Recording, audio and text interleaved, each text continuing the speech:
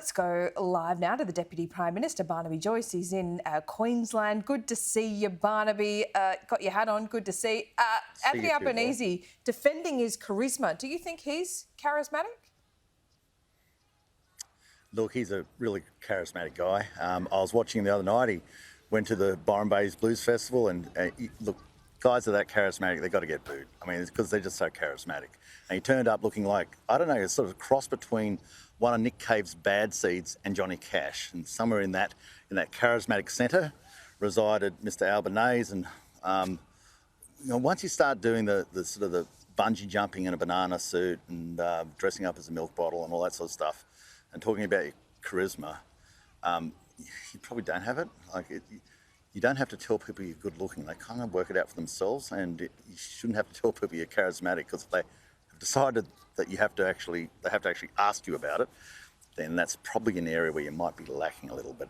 Doesn't matter, because that's not what running the country's about. Running the country's about competency. Running the country's about making sure you can make the tough decisions, that you're strong enough to.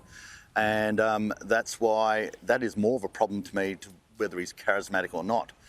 He says he's got a plan. Well, how do you pay for your plan, Mr. Albanese? That's the issue. We want to know how you pay for it. And that's why we've got you standing here. This is $425 billion a year industry, resources. We export them. And coal, whether you like it or not, is the second biggest one.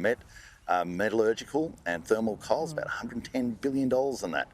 And if your people don't like the coal industry and you want to take that out with the gas is out there at $70 billion, that's Curtis Island, then where is the money coming from, Mr. Albanese? And if you say you do support it, why have you reduced the safeguard mechanism so you're going to actually tax the mines out there? Tax the mines, tax your fuel, the refining, oil refineries, the only last two ones in Australia. You want to bring in a new tax on them? I don't know about charismatic, but it certainly sounds crazy. Well, Gladstone, beautiful part of the world. You love talking about coal. Quite a backdrop this morning there, Barnaby. How does Gladstone like your commitment, the Nationals' commitment to net zero? Well, what they clearly understand is we're not changing the safeguard mechanism, so we're not bringing new taxes in on Gladstone, which the Labor Party are, right? They are bringing new taxes in. And what we clearly understand is if we're not selling that, you don't have money for your NDIS or your education or your public hospital system or your police system, because the money has to start from somewhere. And we understand that, and we make the tough decisions that clearly understand that unless you earn the dollars, you can't spend the dollars. And Australia makes its dollars from exports, which then spin around the country, and that's how you get your GDP. But if there's not those ships out there taking that product away, whether you're in Melbourne, inner suburban Melbourne, or in Gladstone, you're going to be poorer, and people don't like being poor.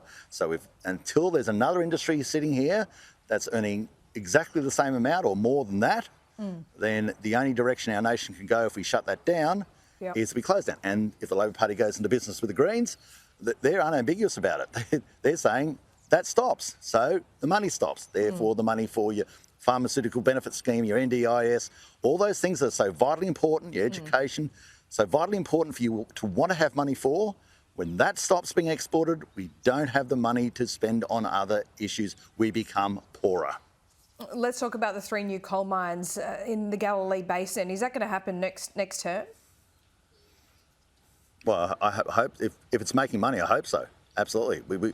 We want to make sure that there's another issue we've got here, out there, 2,000 kilometres away. China wants to build a military base. They want to have flyover capacity over here. That's intimidating. That means that they start to choke Australia down. And we have to become as strong as possible, as quickly as possible.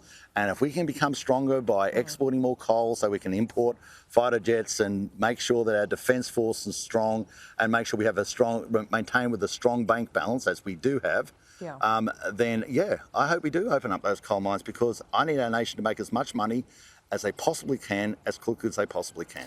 There could be a pinch point. On May 21, the polls are showing today that minority government could be a real possibility with, use-spruiking coal in Queensland, potentially 3 new coal mines. I just heard your argument for them. But what if we get to the point where the independents in the inner cities just won't support Morrison and you to be Prime Minister and Deputy Prime Minister because of this support for coal? What do you do?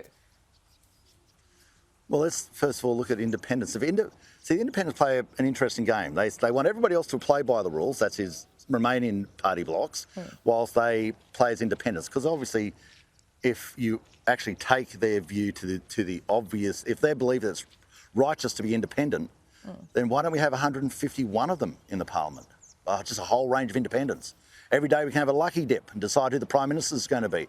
Then we have a lucky dip the next day, see who the Defence Minister is going to be. So what's our defence policy going to be? How does this work? It'll be total and utter chaos. But the Chinese will be laughing all the way to the battleships. Would you be willing to negotiate? Would you be willing to negotiate with some of these teal independents? Would you be willing to give any ground? Well, I think that the important thing is it's the hypothetical. The next thing is you have to say to them, we have a really difficult situation here.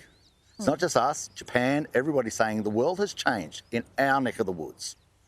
And we've got to clearly understand that what's important really to your children, your grandchildren, is that we have the capacity to defend the rights and liberties they were born with. Yeah. And for the first time, probably since the Second World War, that threat has substantially changed for the worse. So in any negotiations with any independents, we'd be saying, if you can't go back to your local schools and your local areas and tell them that the fruits of your labour is that the nation's weaker and they're more vulnerable to being a supplicant, to being intimidated, to being stood over, because that's why another superpower is wanting to build a naval base out there. They want to intimidate you. They want to scare you. They want to put a foot on your throat. And we've got to make sure that doesn't happen.